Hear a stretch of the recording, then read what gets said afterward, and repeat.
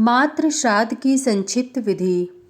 भगवान आदित्य ने कहा, अरुण, रात्रि में श्राद्ध नहीं करना चाहिए। रात्रि में किया गया श्राद्ध राक्षसी श्राद्ध कहा जाता है। दोनों संध्याओं में और सूर्य के अस्त होने पर भी श्राद्ध करना निषिद्ध है।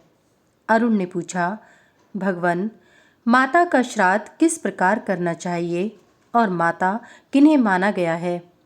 नांदी मुख पितरों का पूजन किस प्रकार करना चाहिए, इन्हें मुझे बताने की कृपा करें।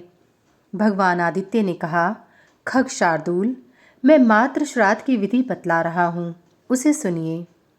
मातृ श्राद्ध में पूर्वाह्न काल में 8 विद्वान ब्राह्मणों को भोजन कराना चाहिए तथा एक और अन्य नवम सर्वदैवत्य ब्राह्मण को भी भोजन देना चाहिए। इस प्रकार 9 ब्राह्मणों को भोजन कराना चाहिए।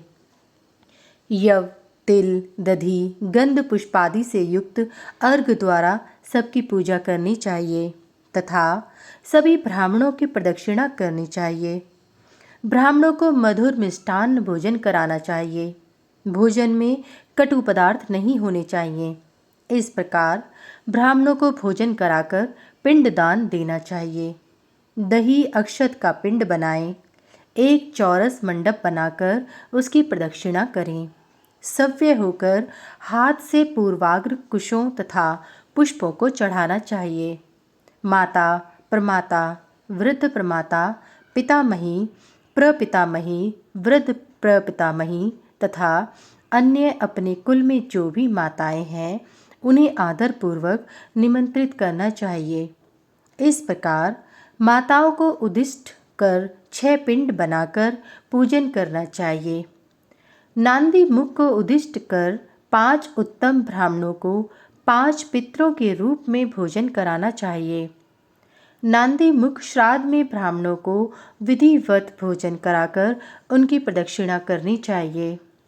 खगपते, श्राद्ध में दौहित्र अर्थात नाती, कुतुब, वेला, 1 बजे दिन का समय और तिल, ये 3 पवित्र माने गए हैं तथा 3 प्रशंसा योग्य कहे गए हैं। शुद्धि, अक्रोध और शीघ्रता न करना। एक वस्त्र धारण कर देव पूजन और पितरों के कर्म नहीं करने चाहिए। बिना उत्तरीय वस्त्र धारण किए पितर, देवता और मनुष्यों का पूजन अर्चन तथा भोजन आदि सब कार्य निष्फल होता है।